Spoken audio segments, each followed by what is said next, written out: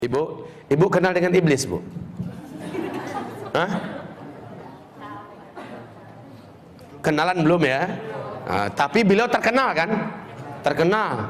Belum pernah ngelihat bentuknya, wujudnya. Ya, saya mau kasih tahu. Mau? Saya mau kasih tahu. Mau? Iblis itu adalah dari bangsa jin. Surat apa itu? Surat Al-Kahfi. Bukan mentang dari jin lalu langsung di surah Al-Jin. Di surah Al-Kahfi Allah sampaikan bahwa iblis itu sebenarnya adalah asalnya bangsa jin yang sangat soleh dan taat. Dia sangat soleh. Kalau kata orang Padang, siak bana. Betul-betul soleh, taat. Tidak ada dosa yang dilarang Allah yang tidak mereka kerjakan. Hobi menumpahkan darah di mana-mana, membuat kerusakan di muka bumi. Lalu Allah Subhanahu wa taala utus para nabi-nabi, malah dibantainya nabi-nabi. Nabi-nabi dari bangsa jin juga ya, dibantai oleh mereka, dibunuh oleh mereka. Sampai pada limit terakhir, Allah perintahkan seluruh malaikat bala tentara tempur dari langit turun ke bumi. Habisi seluruh jin yang ada. Bumi akan diganti dengan penghuni baru. Ya, bangsa jin sudah out of order. Ya, sudah nggak layak lagi untuk menjadi pemimpin dan pemakmur bumi. Disuruh malaikat-malaikat turun, malaikat-malaikat tempur. Walillahi junudus samawati. Allah memiliki bala tentara di langit, disuruh turun untuk ngabisin bangsa jin. Tahu enggak Bapak Ibu, siapa yang diangkat oleh Allah menjadi panglima perang? Namanya waktu itu belum iblis ya, namanya ketika itu masih Azazil. Ini ada dalam kitab tafsir Al-Hafiz Ibnu Katsir ya. Namanya saat itu masih bernama Azazil. Jangan kasih nama anaknya Azazil nanti. Lalu turunlah panglima perang ini, yaitu Azazil, dengan memimpin seluruh malaikat-malaikat tempur. Semua bangsa jin yang ada di muka bumi diratakan, dibunuh. Yang dibiarkan hidup oleh Allah adalah yang melarikan diri sembunyi, masuk ke gua-gua, masuk ke hutan, sembunyi di pulau-pulau, dibiarkan oleh Allah, jangan dikejar, biarkan saja mereka tersisa hidup. Nah, ini jika bakal calon pelanjut bangsa jin ke depan ya. Lalu setelah selesai, malaikat-malaikat tempur naik. Azazil juga naik ke atas.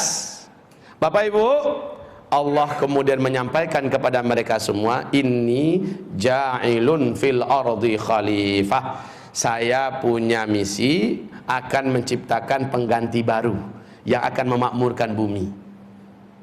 Iblis merasa bangsanya sendiri sudah dihabisi, sekarang diganti, jadi nggak nyaman dia, diganti dengan makhluk baru. Dia coba hasut para malaikat yang ada, si Azazil ini, sampaikan pada Allah, nanti akan terulang kembali kisah lama. Orang kamu numpahkan darah buat kerusakannya kayak lama-lama aja. Ya udahlah, kita aja lah, kita aja makhluk Allah, khusus nyembah Allah. Bahasa Azazil ini disampaikan oleh malaikat kepada Allah. Qalu ataj'alu fiha man yufsidu fiha wa yasfiku ad-dima wa nahnu nusabbihu bihamdika wa nuqaddisu lak. Qala inni a'lamu ma la ta'lamun. Para malaikat menjawab, termasuk si Azazil, jubirnya Azazil, ya Allah, apakah kembali akan engkau ciptakan di muka bumi makhluk-makhluk baru yang nanti akan membuat kerusakan dan pertumpahan darah seperti yang sudah-sudah? Cukup kami ya Allah, cukup kami sebagai makhlukmu, kami akan menyembahmu seperti yang sudah-sudah. Kami tidak akan berbuat dosa seperti yang telah engkau saksikan ya Allah. Please ya Allah, enggak usahlah. Lalu apa kata Allah? Inni a'lamu ma la ta'lamun. Saya ini sudah punya strategi dan rencana yang kalian tidak tahu. Dan kalian akan lihat apakah mungkin makhluk ini akan berbuat dosa jika dia punya bekal seperti yang akan berikut ini. Jangan kemana-mana, saksikan sebentar lagi. Dengan kun fayakun, Adam pun tercipta. Dan iblis tahu, Azazil ini tahu dari apa Adam diciptakan. Seluruh mereka tahu dari tanah liat, saripati tanah liat. Tanah liat itu di bawah. Ya biasa posisinya dalam tanah, keinjak-injak dan agak sedikit bau.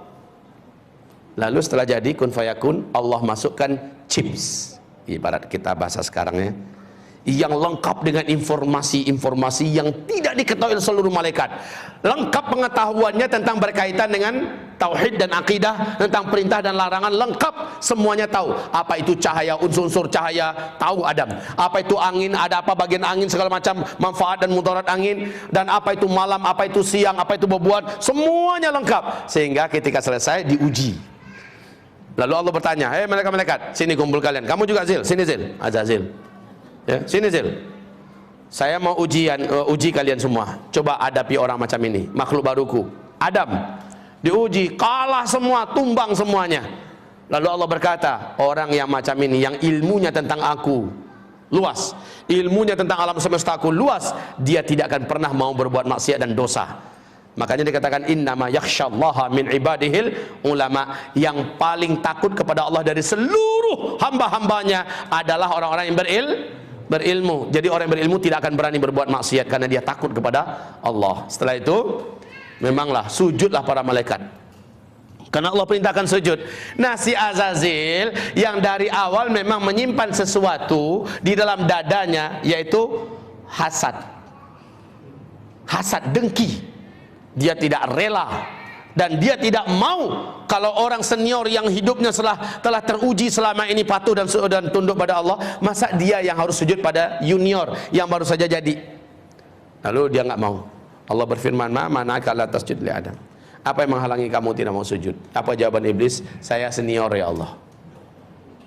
Ana khairun minhu, saya lebih baik. Kan nggak mungkin lah. Khalaqtani min nar wa khalaqtahu min tin. Karena nggak mampu menjawab tentang masalah ilmu, dia mencoba mengandalkan dirinya dari unsur penciptaan. Saya kau ciptakan dari tanah, dari api. Api itu terhormat ya Allah. Allah pula mau diajarinya. Api itu letaknya di atas, terhormat, nggak berani orang permainkannya. Dia sangat berwibawa, anggun. Sementara tanah, engkau ciptakan Adam dari tanah liat, hitam, bau, busuk, di bawah lagi keinjak-injak. Masa iya api sujud pada tanah? Sorry ya Allah. Ya, lalu Allah mengatakan, sombong kamu, keluar. Baik, Allah katakan gelar iblis saat itulah, nama kamu sudah diangkat dengan nama baru yang menjijikkan, yaitu iblis. Aba wastakbara wa kana minal kafirin. Jadi kafirlah dia, iblis jadi kafir. Bapak Ibu, iblis kenapa bisa jadi kafir? Kan dia soleh, kan dia taat. Kenapa dia jadi kafir? Awas, hubungkan kajian kita dengan la ilaha illallah loh. Tidak tak? Itu jawabannya. Apakah iblis dibolehkan masuk surga? Lan tadkhulaha abadan. Engkau sekali-kali tidak akan berhak menjadi ahli surga selama-lamanya. Iblis punya kunci enggak? La ilaha illallah. Iblis yakin enggak dengan Allah? Pasti. Iblis mengimani Allah tidak? Pasti, ya kan? Pasti. Tapi iblis punya kunci enggak la ilaha illallah? Punya enggak? Punya. Cuma sayang patah salah satu giginya. Disuruh sujud kepada Adam, dia tidak mau. Bukankah salah satu gigi daripada gigi-gigi la ilaha illallah adalah wajib mengikuti perintah-perintah Allah dan mentaati larang-larang Allah? Wajib. Iblis di situ nggak mau. Sujud kepada Adam itu nggak mau dia. Satu saja syahadat Allah yang ditolaknya menjadikan dia dikatakan Allah kafir. Awas. Ini zaman banyak nggak orang menolak ayat Allah? Ini zaman banyak tidak orang menolak syariat Allah? Banyak. Ini zaman banyak tidak ulama-ulama kiai-kiai yang berani-beranian melecehkan, menghina, menyudutkan ayat-ayat Allah? Banyak tidak? Banyak. Nasib orang itu bagaimana menurut Allah? Sama nggak dengan iblis?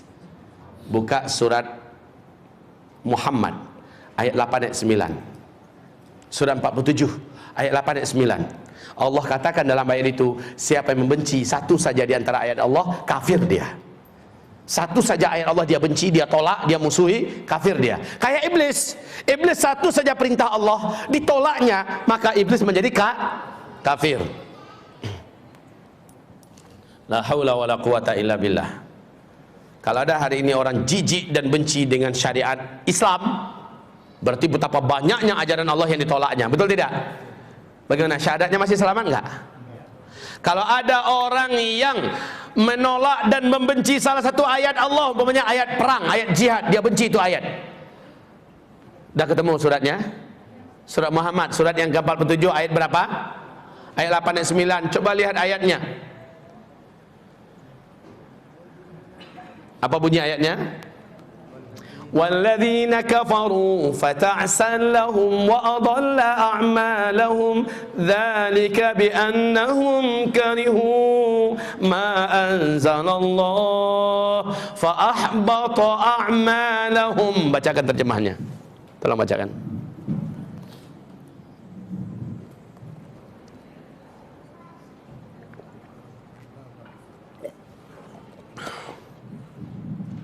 Dan orang-orang yang kafir, maka celakalah bagi mereka, dan Allah menyesatkan amal-amal mereka.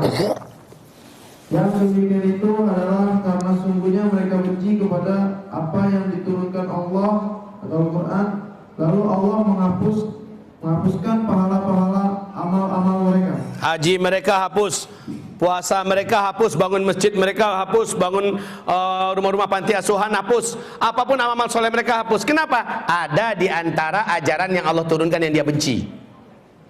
Awas ya, hati-hati, hati-hati. Allah mengatakan hapus seluruhnya. Jelas nggak? Nggak pun dijelaskan ayatnya, bapak ibu sendiri baca langsung paham sendiri. Betul tidak? Orang-orang yang membenci ayat-ayat kami, orang-orang yang membenci syariat kami, bagian yang mana sajalah syariat yang dibencinya, maka Allah katakan batal seluruh amalnya, batal seluruh kesolehannya. Haji tiap tahun batal, puasanya selama 35 tahun batal pahalanya, sedekah infaknya, bangun masjidnya di mana-mana batal seluruhnya. Kenapa? Ada di antara ayat atau syariat Allah yang dibencinya. Hati-hati, hati-hati. Hati-hati kaum muslimin. Ibu-ibu, ibu mudah-mudahan termasuk ahli surga. Ketahuilah ada ibu-ibu yang batal syahadatnya. Ada. Kenapa ketawa Pak? Bapak ini udah langsung paham nih. Karena ada di antara ibu-ibu yang benci dengan ayat-ayat poligami. Tapi bukan ibu-ibu ini. Walaupun ibu-ibu ini gak suka di poligami, bukan berarti benci dengan poligami. Betul Bu? Kok setengah hati jawabnya? Wajib mengimani ayat-ayat poligami walaupun tidak mau dipoligami, itu normal. Ibu silakan berdoa, ya Allah, silakan suami hamba berpoligami, hamba ikhlas ya Allah. Tapi setelah hamba meninggal, boleh berdoa macam itu. Tapi kalau seandainya Rob seluruh ayatmu hamba terima kecuali ayat yang macam ini, minta maaf ya Allah, sulit hamba bisa menerimanya.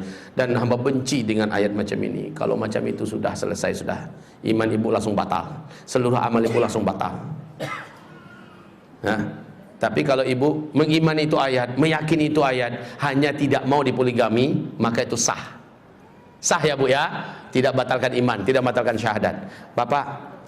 Bapak umpamanya diajak, ayo kita perjuangkan syariat Islam, ayo kita perjuangkan sunnah ini, kita perjuangkan sunnah ini, termasuk kita berjuang, kita mensosialisasikan ayat-ayat anti riba. Lalu apa kata Bapak? Saya nggak mau yang konfrontasi, saya mau cari yang damai-damai aja. Lagi pula ayat macam itu, ini ayat buat gaduh itu, ayat buat gaduh, ayat membuat keonaran dan keributan di mana-mana. Saya nggak suka ada ayat Al-Quran yang kayak gini nih. Udah kayak gitu dia ngomong, batal langsung imannya, batal langsung syahadatnya, karena ada di antara ayat Allah yang dia benci. Saya suka dan saya terima, saya imani semua ayat Al-Quran kecuali ayat jihad. Itu ayat tumpah darah itu saya nggak suka. Maka sudah seperti itu pernyataannya, dia kafir. Oke, iblis kafir gara-gara menolak satu saja syariat Allah, sujud kepada Adam. Suatu ketika iblis datang kepada Nabi Musa alaihissalam. Musa, saya punya hajat kepada kamu. Siapa kamu? Kata iblis. Kata Musa, saya adalah iblis. Wow, tahu enggak Bapak Ibu, Musa ini sukanya, janganlah dikatakan suka berantem. Musa ini kalau marah itu kelihatan langsung Pak Bu, dari bola matanya itu nampak. Iblis pun menjadi pucat di depan Nabi Musa. Satu-satunya nabi yang pernah menampar malaikat maut sampai pesong, sampai lepas, cuma Nabi Musa Pak. Hadis sahih Imam Bukhari, malaikat maut diturunkan oleh Allah untuk mencabut nyawa Nabi Musa. pas datang malaikat maut, karena jadwalnya belum, tapi malaikat maut ini masih mengintai-intai. Nampak oleh Nabi Musa, dia akan menampakkan wujud nih. Nampak oleh Nabi Musa, sorot matanya membuat merinding. Musa ini pantang betul, ada yang natap-natap dia gitu. Dia dekati, mau apa lo? Hah? Saya malaikat maut, kata. Malaikat maut, ditampar oleh Nabi Musa, pindah langsung. Memang kuat Pak. Nabi Musa itu sekali pukul orang mati langsung nempel di dinding. Ceder, langsung nempel di dinding, mati di tempat. Nabi Musa itu jangan salah-salah loh Pak ya. Sangat mengerikan makan tangannya. Malaikat maut aja pindah dagunya. Langsung malaikat maut kembali lari dan naik ke sisi Allah. Apa kata malaikat maut? Arsal tani, engkau kirim saya kepada orang yang tidak menginginkan kematiannya. Maka kata Rasulullah, Allah perbaiki kembali dagu malaikat maut. Lalu Allah beri tanda khusus bahwa memang dia asli malaikat maut, bukan hanya sekedar ngaku-ngaku. Kemudian dia pun turun lagi kepada Nabi Musa, dikasih tanda bahwa memang dia resmi adalah malaikat maut, jangan dipukul lagi. Setelah yakin Nabi Musa ini memang malaikat maut, apa kata Nabi Musa? Apa kata malaikat maut? Allah memberikan hak kepada Muhammad Musa, silakan engkau tempelkan telapak tanganmu ke tubuh seekor lembu. Berapa bulu yang terimpit oleh telapak tanganmu, per satu helai bulunya umurmu akan Allah panjangkan 1 tahun lagi. Apa kata Nabi Musa? Untuk berjumpa dengan kekasihku, aku harus menunda lagi sekian lama, aku tidak mau. Aku mau sekarang, kerjakan tugasmu. Masya Allah Pak.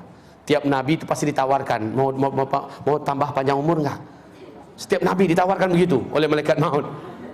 Nasib kita aja yang nggak sebaik itu Pak. Kita nggak ada ucap assalamualaikum pun nggak, tahu-tahu udah dicabut aja, ya kan? Para nabi nggak diperlakukan dengan sangat spesial oleh Allah Subhanahu Wa Taala. Taib. Itu Nabi Musa Pak. Nah, ini kemana kok ceritanya ke situ tadi? Nah, Iblis nyamperin, udah hampir digonyoh oleh Nabi Musa, udah hampir ditumbuknya Pak, kayak Mike Tyson memukul orang, hampir sedikit aja lagi. Lalu Iblis mengatakan, Musa jangan emosi. Jangan emosi. Musa, saya minta tolong kepada engkau, saya mau taubat nasuha. Allah mau terima enggak ya? Saya mau langsung ke Allah di makhluk nih. Segan saya Musa. Itu permohonan saya. Tolong Musa, bantu saya.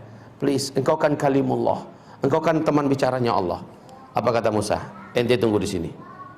Saya mau masuk dulu. Biar saya komunikasi dengan Rabbul Alamin. Masuk Nabi Musa. Mulai chattingan. Ya Rabb, ya Rabb, ya Rabb. Apa kata Allah? Katakan pada Iblis, seberapapun banyak dosa masa lalunya, aku akan ampuni seluruhnya. Masa lalunya akan aku putihkan jika ia betul-betul sungguh-sungguh dari lubuk hatinya. Hanya ada satu syarat. Dulu ada syariatku yang dia tidak mau jalankan, sekarang dia harus jalankan itu. Baru aku ampuni dia. Sekarang pergilah ke kuburan Adam, dia tahu itu di mana tempatnya. Sujudlah ke kuburan Adam, baru aku akan maafkan dia. Sudah keluar Musa, dan congratulations for you, kata Nabi Musa kepada Iblis, selamat, proposalmu sudah saya sampaikan, diterima. Allah akan putihkan semua masa lalumu. Nampak cerah wajah si Iblis. Allah akan terima kembali engkau, dan Allah letakkan engkau di posisi semula sebagai hambanya yang baik. Tapi ada satu syarat. Apa syaratnya Musa?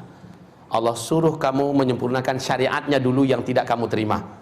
Kamu diharuskan sujud kepada kuburan Adam. Kamu tahu kata Allah di mana tempatnya. Sujudlah ke kuburan Adam, semua masa lalumu sudah dianggap oleh Allah tidak pernah ada. Apa kata Iblis? Hidup aja Adam saya nggak mau, apalagi udah mati ke kuburannya, sorry kata Iblis. Udah nggak jadi deh.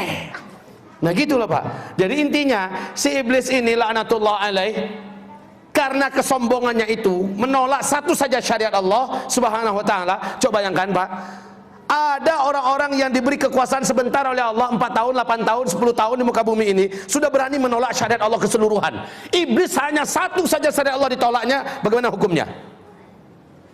Dan bandingkan dengan orang-orang sekarang yang seluruh syariat Allah ditolaknya, tidak menerima. Satu saja syariat Allah ditolak oleh Azazil, langsung ganti namanya jadi Iblis, langsung dihukumi kafir oleh Allah, dan patah. Iblis tidak akan pernah menjadi ahli surga. Patah salah satu di antara gigi-gigi la ilaha illallah. Inna lillahi wa inna ilaihi rajiun. Jadi nanti tolong dibaca konsekuensi iman. Konsekuensi la ilaha yang pertama itu iman. Kemudian konsekuensi la ilaha illallah yang kedua yaitu ibadah. Qul inna salati wa nusuki wa mahyaya wa mamati lillahi rabbil alamin la syarika lah wa bidzalika umirtu wa ana awwalul muslimin. Hidup ini cuma untuk Allah. Awas, ada orang yang hidup matiku untukmu. Aku siap mengorbankan apa saja termasuk nyawaku demimu. Syirik. Itu namanya syirik. Qul inna salati wa nusuki wa mahyaya wa mamati lillahi rabbil alamin. Demi partai aku rela mati, demi tanah air aku rela mampus. Salah. Demi Allah aku siap mati. Kan begitu? Itu baru sah. Qul inna salati wa nusuki wa mahyaya wa mamati lillahi. Proklamirkan itu. Ini masalah ibadah, Pak. Konsekuensi la ilaha illallah fa'buduni. Ini konsekuensinya. Maka ibadahilah aku. Kalau kamu memang ngaku-ngaku, berjanji, bersumpah dan siap untuk menidakkan segala macam ilah kecuali hanyalah Allah, buktikan. Ibadahi aku. Mana ibadah apa? Patuhilah dan ikutilah seluruh ajaranku, serta hanya aku yang patut kamu dengarkan dan kamu patuhi. Selesai. Kalau enggak itu omong doang. Omdo. Lebih enak omong doang daripada omdo. Bapak Ibu yang kami muliakan, begitu. Baik. Coba lihat hari ini betapa banyak orang yang menjual nyawanya, dirinya hanya demi pekerjaan. Dan bahkan menjual nyawanya kepada dukun, kepada setan, demi sebuah kejayaan. Agar terkenal sebagai orang sakti, sebagai dukun hebat, dia jual jiwanya dan nyawanya kepada setan. Orang yang mengucapkan la ilaha illallah nggak akan mungkin pernah terjadi. Tidak akan mungkin pernah terjadi. Karena mereka tahu, qul inna salati wa nusuki wa mahyaya wa mamati lillahi rabbil alamin, dan seterusnya.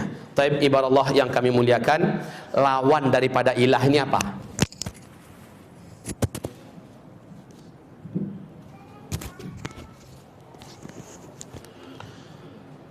Bapak Ibu, Allah, lawan Allah apa?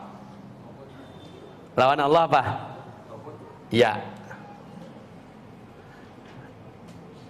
Allah menyebutkan dalam Al-Quran di sangat banyak ayat, ani'budullah wajtanibut taghut. Nah, siapa pula nih? Apa pula makhluknya taghut itu? Apa pula makhluknya taghut itu? Coba buka kitab.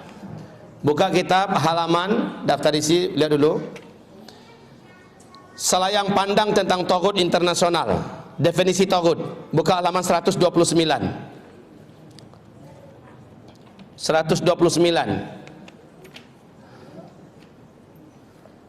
Buka dulu, sudah ketemu?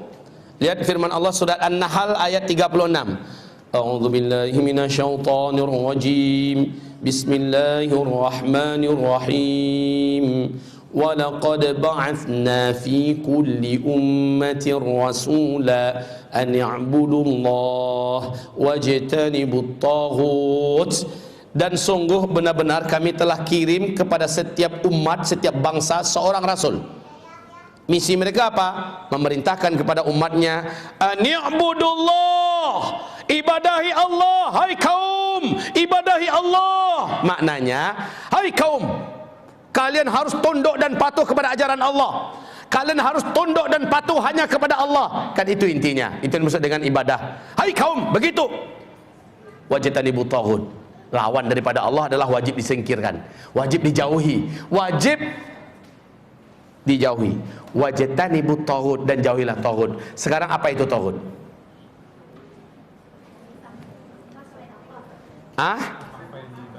Segala sesuatu yang disembah selain daripada Allah.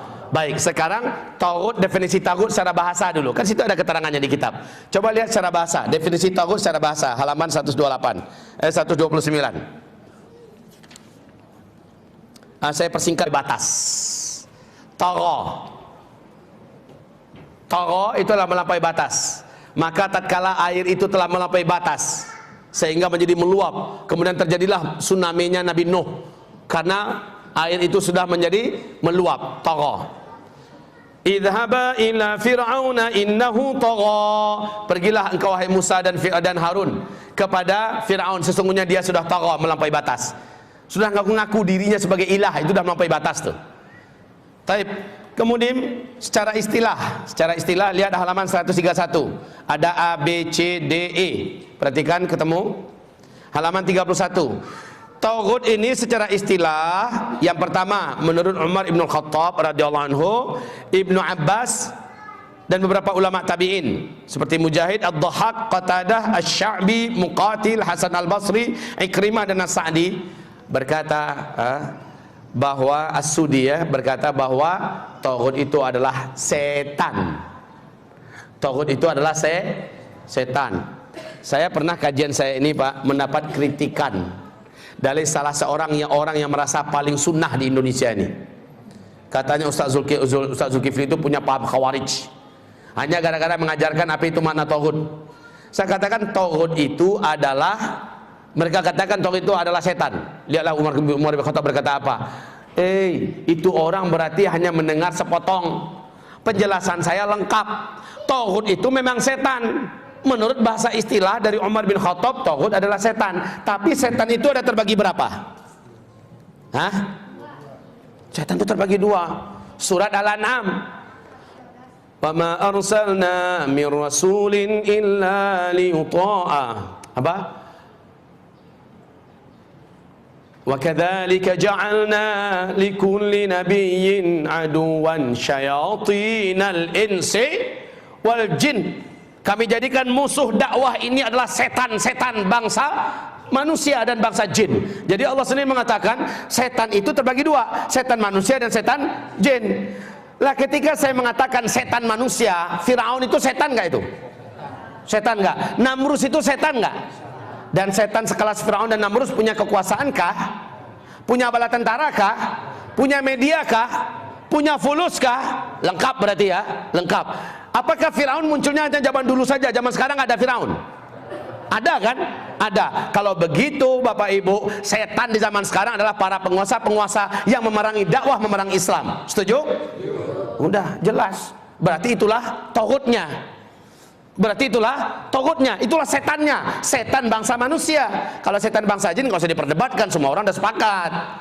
Lah setan bangsa manusia ini orang sulit untuk menerima. Padahal pertanyaan saya kan gampang saja. Firaun setan? Iya. Namrus setan? Iya. Punya kekuasaan enggak? Iya. Punya militer enggak? Iya. Punya media enggak? Iya. Punya teritorial kekuasaan enggak? Iya. Punya fulus enggak? Punya. Punya massa enggak? Punya. Kalau sekarang ada yang kayak gitu, berarti dia Firaun zaman sekarang enggak? Iya. Lah kalau begitu itu setan juga enggak? Diem. Iyalah. Kalau begitu dia taghut enggak? Taghut. Lah itu teroris itu. Ini kajian khawarij ini. Jitak kepala nanti itu. Saya geram dah orang-orang kayak gini nih. Tak jitak kepala ente. Otak masa taruh di dengkul. Kan udah nyambung.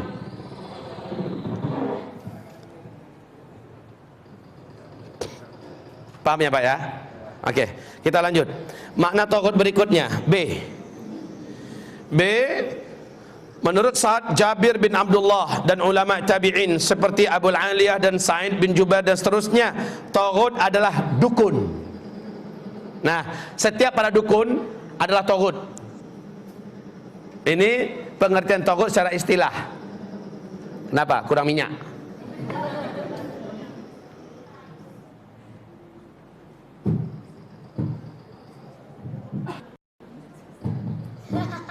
Genit amat ya Pak ya.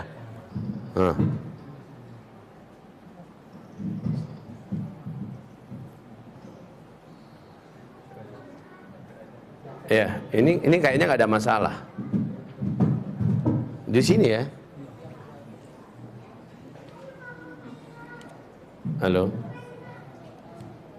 Baik, bismillah. Yang kedua, taghut secara istilah adalah dukun. Maka jauhilah dukun. Ini zaman Pak, paling banyak orang-orang sedikit pergi ke dukun, sedikit pergi ke dukun, sedikit pergi ke dukun. Mana la ilaha illallahnya? Bukankah ani abudullah wajatani taghut? ibadahnya kepada Allah mantap, tapi tauhidnya masih tetap didekati. Allah tolak itu semuanya. Allah tolak. Dukun, ahli sihir, paranormal, sikit-sikit tanya apa pendapat dukun. Hilang barang, tanya dukun. Hilang bini, tanya dukun. Perlu tambahan perpanjangan kekuasaan, datangi dukun. Perlu penglaris, datangi dukun. Ini orang batal la ilaha illallahnya. Batal la ilaha illallahnya. Wajatani butagut, jauhi dukun. Terus C, lihat C. Ulama tabi'in Muhammad bin Sirin berkata, tauhid adalah tukang sihir. Tukang sihir yang menggunakan capa-capa baruak, kalau kata orang Padang. Tahu capa-capa baruak? Mantra-mantra. Ya. Ini adalah tauhid, jauhi. D, pakar bahasa Al-Yazidi dan Az-Zajjaj berkata, tauhid adalah patung-patung. Patung-patung yang diyakini dapat mendatangkan manfaat, bisa menolak mudarat. Patung-patung yang bisa mendatangkan keuntungan dan bisa menolak bahaya. Ini adalah tauhid. E, Az-Zajjaj berkata, tauhid adalah orang-orang ahli kitab yang membangkang kepada ajaran yang dibawa oleh Nabi Muhammad sallallahu alaihi wasallam. Ini para tauhid. Nah, sekarang Bapak Ibu yang kami muliakan, sekarang baru kita masuk kepada, coba lihat Al-Quran surat An-Nisa ayat 51. Alam tara ilal ladzina utu nasiban minal kitab yu'minuna bil jibti wat taghut. Tidakkah engkau lihat kepada orang-orang yang didatangkan kepada mereka sebahagian daripada kitab, Yahudi dan Nasrani? Saya bertanya, orang Islam termasuk yang didatangkan kitab apa bukan? Saya bertanya lagi, halo, orang Islam termasuk yang Allah datangkan kitab apa bukan? Tidakkah engkau perhatikan kepada orang-orang yang telah didatangkan kepada mereka bahagian daripada kitab? Yu'minuna bil jibti wat taghut. Mereka tetap saja percaya dan beriman dengan jibti dan taghut. Tetap percaya dan beriman dengan jibti dan taghut. Sekarang tolong satu persatu dibaca. Yang punya kitab di depan cuma satu, yang lain mana? Coba yang lain bantu bacakan. Mic-nya ada dua tadi. Nih tolong. Baca. A, sahabat Umar bin Khattab, silakan. Nah, gini aja. Baca halaman 132. Halaman 132 ada firman Allah di situ. Surat apa? Surah An-Nisa ayat 60 ya. Baca. Alam tara ilal ladzina yaz'umuna annahum amanu bima unzila ilaik wama unzila min qablik yuriduna an yatahakamu ila at-taghut wa qad umiru an yakfuru bih wa yuridu asy-syaitanu an yudillahum dhalalan ba'ida. Artinya, apakah kamu tidak memperhatikan orang-orang yang mengaku dirinya telah beriman kepada wahyu yang diturunkan kepadamu? Ini ayat sensitif banget ini. Dengarkan baik-baik. Adakah tidak engkau perhatikan kepada orang yang merasa-rasa dan mengaku-ngaku dirinya sudah beriman? Kami beriman, rukun iman kami 6, rukun Islam kami 5, kami ini beriman dengan Allah, dengan hari akhirat, kami ini percaya surga, takut neraka, pokoknya kami percaya dengan hari akhirat, bla bla bla bla bla bla bla bla. Merasa dirinya sudah beriman. Itu buktinya kami udah haji, kami sholat. Adakah tidak engkau lihat kepada orang-orang yang ngaku-ngaku dirinya sudah beriman dan mereka beriman dengan apa-apa yang kami turunkan, yaitu kitab? Lanjut. Dan kepada wahyu yang diturunkan sebelum kamu, mengapa hendak berhakim kepada tauhid? Padahal kenapa mereka masih saja ingin berhakim kepada tauhid? Terus? Padahal mereka telah diperintah mengkufuri tauhid itu. Padahal mereka diperintahkan mengkufuri tauhid itu. Firaun mewajibkan enggak kepada seluruh rakyat Mesir, baik yang Kipti atau Bani Israel, wajib mematuhi undang-undang itu. Betul tidak? Betul? Betul. Sekarang Musa datang mengajarkan la ilaha. Tidak ada yang berhak diikuti ajarannya termasuk undang-undangnya kecuali yang dari Allah. Kemudian datang Nabi Musa membawa dakwah itu Firaun. Gerak dan berkata, fahasyara fanada, lalu dia menyeru pakai medianya, pakai corong-corongnya, pakai semua sarana informatikanya dia pakai, dan dia katakan, ana rabbukumul a'la, sayalah sang pengatur yang membuat aturan tertinggi di negeri ini, dan tidak boleh ada aturan yang lain yang dipakai di negeri ini kecuali yang dari saya sumbernya. Ini kata si Taghut Firaun. Begitu kan? Ana rabbukumul a'la, sayalah Rabb kamu yang paling tinggi. Sementara Musa mengajak, yuk kita tunduk dan patuh hanya kepada Allah. Yuk kita hanya diatur oleh Allah. Yuk kita hanya mengikuti ajaran dan undang-undang dari Allah. Ini ajaran Musa. Berang murka Firaun. Dan lalu apa kata Firaun? Zaruni aqtul Musa. Kalian jangan ada yang gabung dengan Musa. Kami akan menghabisi Musa. Siapapun yang bersama Musa kami akan bantai. Zaruni aqtul Musa wal yad'u rabbah. Inni akhafu ayyubaddila dinakum. Aku khawatir Musa itu akan merubah ideologi negara kalian. Inni akhafu ayyubaddila dinakum. Ayyubaddila dinakum. Aku khawatir, kata Firaun, si Musa akan merubah ideologi negara kalian, yaitu undang-undang yang dia buat, sistem yang dia buat di negaranya di Mesir. Lalu au ayyuzhira fil ardil fasad, atau si Musa akan membuat teror di mana-mana, kerusakan di mana-mana. Musa dituduhnya dua hal. Yang pertama akan merubah ideologi negara. Yang kedua punya hukumnya sama nggak dengan Firaun? Sama ya, setuju? Maka ketika Allah mengatakan Firaun itu adalah Taghut, apakah penguasa-penguasa yang sejahat Firaun di seluruh dunia layak nggak disebut Taghut? Layak, wajib jauhi dia. Gitu Pak. La ilaha illallah. Wajib jauhi, wajib dilarang. Orang-orang kita jangan mau beriman dengan para Taghut. Jauhi dia, singkirkan dia, kalau mampu hancurkan dia. Gitu Pak. Ya. Keras rasanya Pak. Bu, rasanya keras nggak? Keras nggak? Keras. Bilanglah keras. Saya bertanya lagi, banyak pertanyaan ini. Satu anggota tubuh ini yang paling keras itu daging, darah, tulang atau apa? Tulang ya. Tulang itu letaknya di luar apa di dalam? Di dalam, nggak kelihatan kan? Tapi dia yang menentukan bentuk badan, betul? Coba kalau nggak ada tulang, kayak apa bentuknya buat kita ini? Daging tonggok, matanya gelepeng di situ, yang di situ, hidungnya tak kemana-mana, nggak ada bentuknya karena nggak ada tulang. Tulang ada, akhirnya berdirilah satu tubuh. Berdirilah satu tubuh. Tulang itu lunak apa keras? Keras. Kalau ingin pengajiannya lunak melulu, maka itu bisa. Kalau kita sedang mengaji masalah akhlak, lunak. Kalau kita mengaji tentang muamalah, fleksibel, ya, ada kelonggaran. Kalau kita mengaji tentang masalah ibadah-ibadah, ada dispensasi keringanan, ya, karena ini ibaratnya ini daging, ini darah, ya ibaratnya begitulah. Kemudian ini saraf-saraf, ya. Kemudian ini ibaratnya kulit dan sebagainya. Tapi kalau bicara masalah tulang, ini akidah.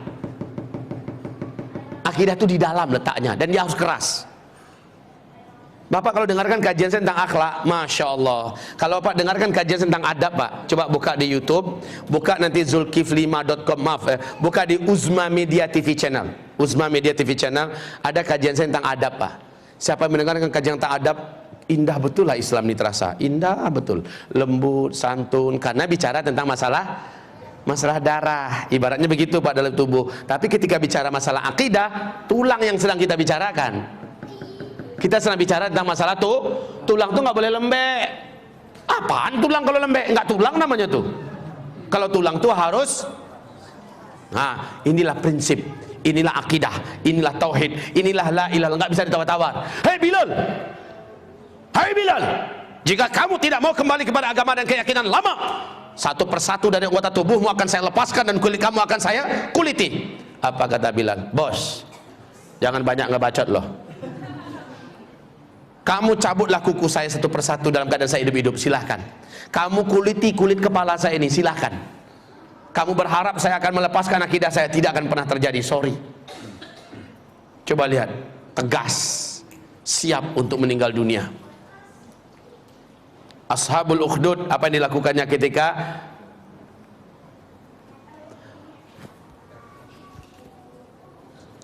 dibuat kuali besar, diisi kayu bakar, dinyalakan api sebesar lapangan sepak bola, Pak. Kayu api diunggun tinggi-tinggi lalu dibakar.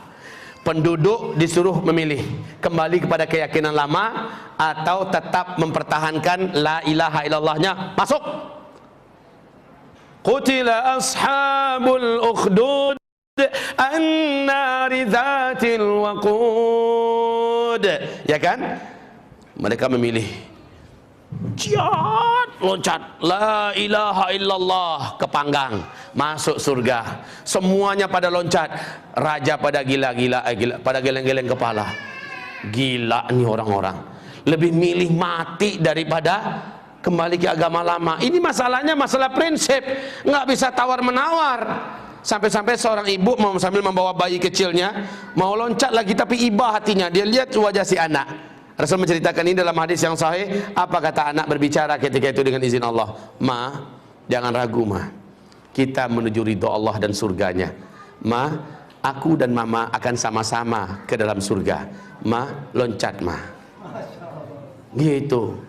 Setelah melihat begitu, air matanya yang tadi ini akidah, Pak. Kalau akidah ini harus buktikan.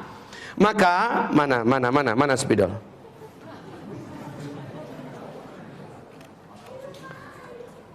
Asyhad ya, asyhad. Apa artinya tadi? Aku berjanji, aku bersumpah. Orang yang meninggal dunia gara-gara membuktikan syahadatnya, apa namanya? Subhanallah. Apa Bapak nggak ngelihat? Kosakatanya diambil dari kalimat yang sama.